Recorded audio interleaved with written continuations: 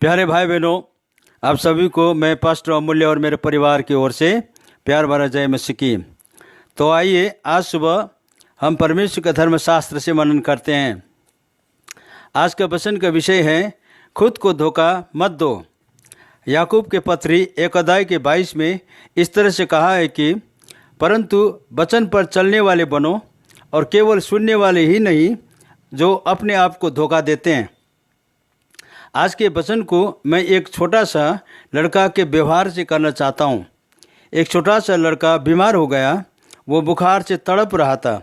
उसके पिता ने उसे डॉक्टर के पास पहुँचाया और डॉक्टर से कहने लगा, डॉक्टर साहब, मेरे लड़का बुखार से तड़प रहा है, इसको बुखार उतारने के लिए गोली दीजिएगा ताकि वो ठीक होकर कल एग्ज़ाम में बैठ सकें।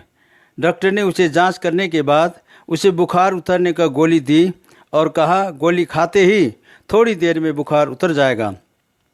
और डॉक्टर ने उसके पिता को यह भी समझाया कि गोली तो बहुत कड़वा है, अब अपने बेटा को किसी भी चीज़ में डालकर इस गोली को खिला सकते हैं। लड़का के पिता डॉक्टर के कमरे से निकलकर सीधा मिठाई के दुकान में जाकर रसगुल्ले ले आया और चुपचाप से उस गोली को रसगुल्ले के अंदर डाला और बेटा के ये कहते हुए पानी लेने चला गया कि बेटे, मैं पानी लेके आता हूँ, तो इस रसगुल्ले को खाते रहो। वो लड़का रसगुल्ला खाने लगा और उसी समय उसके पिता आया और उससे पूछा, बेटा रसगुल्ला खा लिया? बेटे ने कहा, हाँ पिताजी, उस रसगुल्ले के अंदर एक गुठली थी, वो मैंने बाहर खिड़की से फेंक दी। और इस तरह से उस लड़का ने उस गोली को उस खिड़की से बाहर फेंक दिया। तो उसके जो बुखार से वो तड़प रहा था उसमें उसको फर्क नहीं हुआ और ज़्यादा उसको बुखार मिला, वो ठीक हो नहीं पाया। इसी रीति से भाई बहनों, आज कई लोग प्रभु में आने के बाद भी उनके जीवन में कोई परिवर्तन नहीं होता। उनके जीवन से किसी को कुछ भी आशीष नहीं मिलता। वो कलीसिया में आते तो हैं, संगति में वो संभागी होते हैं, मगर उसके ज़िंदगी से, उसके विश्वासी ज़िंदगी से मंडली और कलीसिया के लिए कोई लाभ नहीं होता।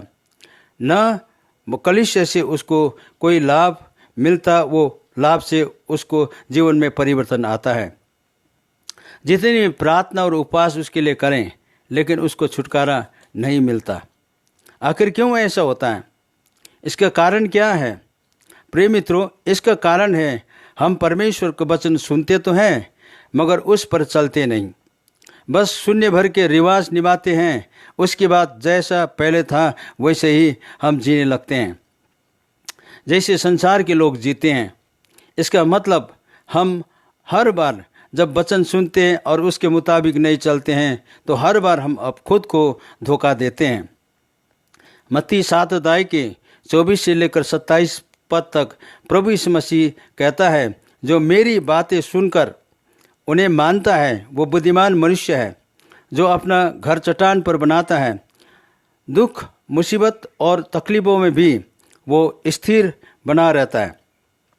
लेकिन जो केवल सुनता है पर वचन पर नहीं चलता और वचन नहीं मानता, वो अपने घर रेत और बालू पर बनाकर अपने आप को धोखा देता है। उसका घर मामूली सी तकलीफ़ों में भी गिर जाता है और बिखर जाता है। कुछ लोग तो कलीसिया में आकर वचन के समय आराम से सो जाते हैं। उसका कान भी बंद हो जाता है, उसका आंखें बंद हो जाता है और उसका दिल भी उस समय बंद हो जाता है। परमेश्वर का वचन न उसके कान से घुसता है न उसके दिल से घुसता है, वो पड़ा रहता है। कई लोग पास्टर को दोषी ठहराते हैं और कहते हैं कि पास्टर को प्रचार करने को नहीं आता, और उसके पश्चात जब मैं सुनता हूँ तो मैं बोर हो जाता हूँ। और कई लोग इस प्रकार से चर्च में व्यर्थ समय गुजारते हैं और जैसे आया वैसे घर वापस लौटते हैं। प्यारे भाई बहनों, पौलुस परमेश्वर का अभिषिक्त दास था। वो त्रोआस नामक जगह पर एक रात को प्रचार कर रहा था। यूतुखुस नाम का जवान परमेश्वर का वचन सुनते सुनते सो गया और खिड़की पर बैठे होने के कारण बाहर गिरा और वो तुरंत मर गया। और पौलुस ने उसे फिर वहाँ जाके जिंदा किया और जितने भी लोग उस इन महान कार्य को देखा उनके मन में परमेश्वर का भय छा गया और उनको सबक मिला कि परमेश्वर का वचन सुनते समय नहीं सोना है। वचन के समय जो सोते हैं और परवाह न करते हैं तो इसका मतलब होता है कि उनके जीवन में परमेश्वर के लिए कोई स्थान नहीं है। वो एक लापरवाही इंसान है, विश्वासी है और अनुशासन विहीन जीवन वो जीता है। और जो सुनकर उसके मुताबिक जीवन नहीं जीता वो परमेश्वर को कुछ भी नहीं समझता और परमेश्वर को वो बेइज्जत करता है। और जो परमेश्वर को वचन को सुनता है और उसके अनुसार चलता है उसे नया जन्म पाया है। ये पहले पत्रुस 1:23 में पाया जाता है। परमेश्वर अपना वचन हमें इसीलिए देता है कि हम उनसे उसको ध्यान से सुने और उसके अनुसार चलें। इसलिए याकूब के पत्री में कहा है कि हम न केवल सुनने वाले बने वरन वचन पर चलने वाले भी बने, यानी कि व्यवहारिक बने। मत्ती 7:21 में प्रभु यीशु मसीह इस तरह से कहता है, जो मुझसे हे प्रभु कहता है उनमें से हर एक स्वर्ग के राज्य में प्रवेश न करेगा, वही जो मेरे स्वर्गीय पिता के इच्छा पर चलता है। उसका मतलब ये होता है कि जो वचन के अनुसार चलेगा उसी को परमेश्वर के राज्य में प्रवेश करने को हक मिलेगा। जैसे कि उस लड़का को रसगुल्ले के साथ साथ उस कड़वा दवाई को भी खाना था, लेकिन मीठा भाग उसने खा लिया और कड़वा भाग को फेंक दिया। ठीक इसी रीति से हम भी वचन सुनने में तो ठीक मानते हैं, जब उसके अनुसरण करने के बारी आता है तो हम असफल हो जाते हैं और हम उसके विपरीत हो जाते हैं। इस तरह से हम खुद को बार बार विश्वासी होने के नाते, हम विश्वासी होने के दावा करते हुए भी हम धोखा खाते हैं।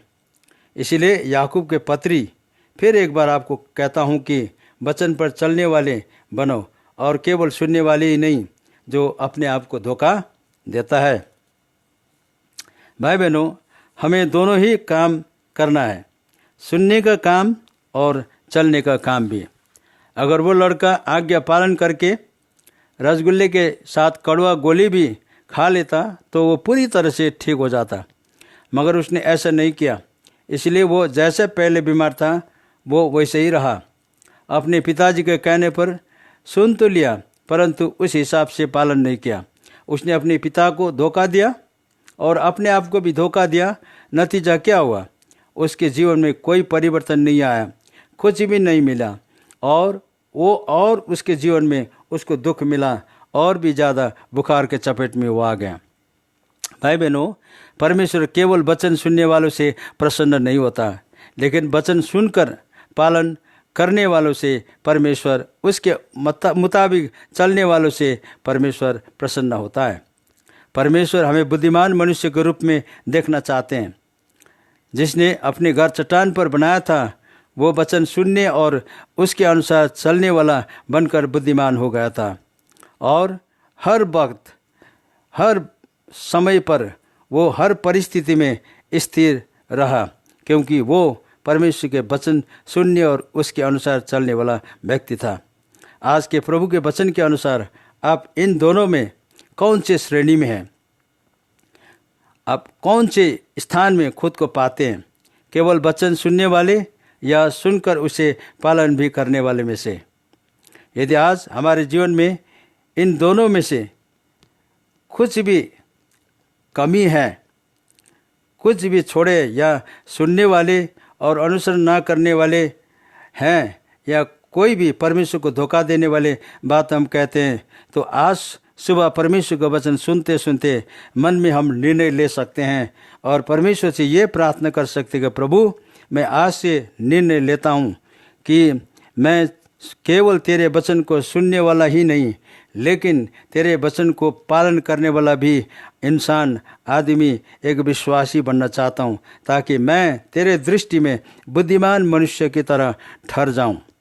प्रिय मित्रों, आज आप आने वाले जो विपत्तियों, आने वाले जो तूफान है, आने वाले जो बहुत भयंकर दुख तकलीफ होगा, उसको आप अगर सामना करना चाहते हैं, उसको जीतना चाहते हैं, तो परमेश्वर का वचन हमें इस प्रकार से बताया है कि हम परमेश्वर के वचन को सुने और उसके अनुसार पालन भी करें, ताकि हम बुद्धिमान हो जाएं और अपने विश्वास के घर को मजबूत बनाएं और हर समय हर परिस्थिति में हम स्थिर हो सकें।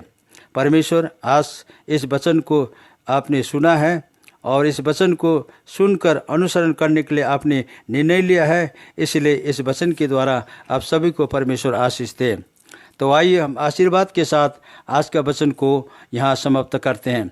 अब परमेश्वर पिता का प्रेम और प्रभु यीशु मसीह का अनुग्रह और शांति और पवित्र आत्मा का संभाग्यता आप सबों के साथ आज से लेकर सदा सर्वदा बनी रहे। आमीन।